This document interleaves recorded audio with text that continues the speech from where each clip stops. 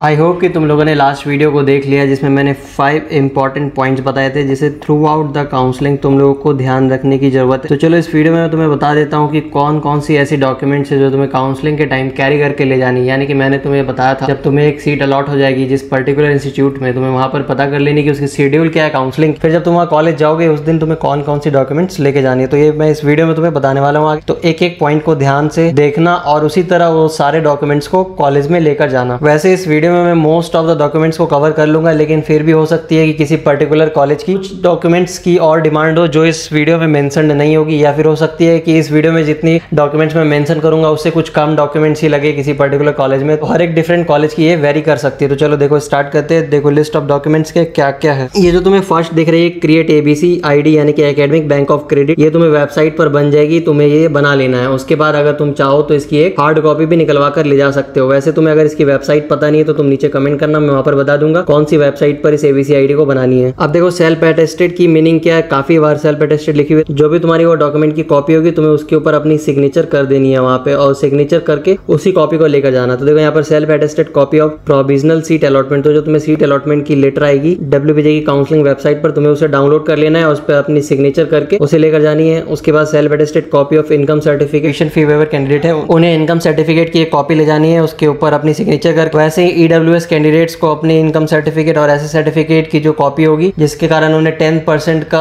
Reservation मिल रहा है उसकी कॉपी उसे ले जानी है, उसमें भी सिग्नेचर करके। अगर तुम वेस्ट बंगाल से हो तो तुम्हें कास्ट सर्टिफिकेट भी कॉलेज में लेकर जानी है अपनी, और उसमें भी अपनी कॉपी में सिग्नेचर करके ले जानी है। फिर डब्ल्यूबीजेई या फिर जेई मेन जिससे भी तुम काउंसलिंग कर रहे हो कॉलेज में, तुम्हें उस दोनों की एडमिट कार्ड और रैंक कार्ड लेकर जानी है। अगर तुम्हारी जेई मेन की रैंक कार्ड है, तुम उससे काउंसलिंग कर रहे हो तो तुम्हें उसकी कॉपी निकलवा कर उसके ऊपर अपनी सिग्नेचर करके उसे लेकर जानी है। और वैसे ही फिर तुम्हें age proof certificate, age proof certificate के लिए यहाँ पर 2 कॉपी दी गई है। एज प्रूफ सर्टिफिकेट के लिए यहाँ पर 2 ऑप्शंस दिया गया, तो तुम 10th की एडमिट कार्ड ले जा सकते हो या फिर बर्थ सर्टिफिकेट, तुम्हारे पास जो भी है तुम उसे ले जाकर वहां पर दे सकते हो। वैसे ही self attested copy of 10th और इक्विवेलेंट एंड 12th और इक्विवेलेंट मार्कशीट, तो तुम्हें 10th और 12th की मार्कशीट भी लेकर जानी है, उस पर भी अपनी कॉपी पे साइन करके उसे ले जाना है। ये सारी डॉक्यूमेंट्स काफी इंपॉर्टेंट, तो हर एक डॉक्यूमेंट को तुम रेडी करके एक फाइल में लेकर जाना। और हाँ, ओरिजिनल कॉपीज ले जाओगे उसे ध्यान से रखना, ऐसा ना हो कि तुम उसे ही सबमिट कर दो वहां पर। अब देखो जैसे तुम ये एबीसी आईडी तुम्हें बनानी है वेबसाइट पे, उसी तरह एंटी रैगिंग अंडरटेकिंग भी तुम्हें एक वेबसाइट पर बनने की, वहां पर तुम्हें जाकर each student and every parent के एंटी रैगिंग सर्टिफिकेट बना लेनी है। इसकी भी वेबसाइट में बता दूंगा, अगर तुम्हें नहीं पता है तो तुम नीचे कमेंट करना, वहां पर वेबसाइट को मेंशन कर दूंगा, तुम वहां पर जाकर उसे बनाकर डाउनलोड करके उसकी एक हार्ड कॉपी लेकर जाना। अब चलो देखो नेक्स्ट यहाँ क्या क्या लिखा हुआ है। ओरिजिनल मेडिकल फिटनेस सर्टिफिकेट, ये जो कॉपी है 10th 12th की मैं बता दिया हूँ ऑलरेडी। मेडिकल फिटनेस सर्टिफिकेट और ओरिजिनल आई टेस्टिंग सर्टिफिकेट, ये दोनों तुम्हें registered eye specialist medical practitioner से करवा कर लेकर जानी है। कोई तुम्हें जनरल मेडिसिन स्टोर से लिखवा कर नहीं ले जानी है, तुम्हें एक रजिस्टर्ड आई स्पेशलिस्ट के पास जानी है और वहां तुम्हारी ओरिजिनल आई टेस्टिंग सर्टिफिकेट तुम्हें बनाकर देंगे। वो तुम उन्हें बता देना कॉलेज में ये जरूरत है, तो वहां पर वो बना के दे देंगे, फिर तुम उसे लेकर कॉलेज जाना। और अब देखो self attested copy of domicile certificate, तो जो भी स्टूडेंट वेस्ट बंगाल से बिलोंग करते उन्हें ये डोमिसाइल सर्टिफिकेट कॉलेज में जमा करना है एडमिशन के वक्त, तो उन्हें ये डोमिसाइल सर्टिफिकेट लेके जानी होगी। उसके बाद देखो self attested copy of blood group certificate, तो तुम्हारी जो ब्लड ग्रुप है उसकी जो कॉपी होगी तुम्हें उसे भी ले जानी है, उसमें भी तुम्हें सिग्नेचर करके ले जानी है। अब यहाँ पर देखो 3 रिसेंट पासपोर्ट कलर फोटोग्राफ्स यहाँ पर लिखा हुआ है, तो ये देखो 3 रिसेंट पासपोर्ट कलर फोटोग्राफ ये पर्टिकुलर कॉलेज के लिए, तो कोई हो सकता है 5 पासपोर्ट फोटोग्राफ भी तुम्हें से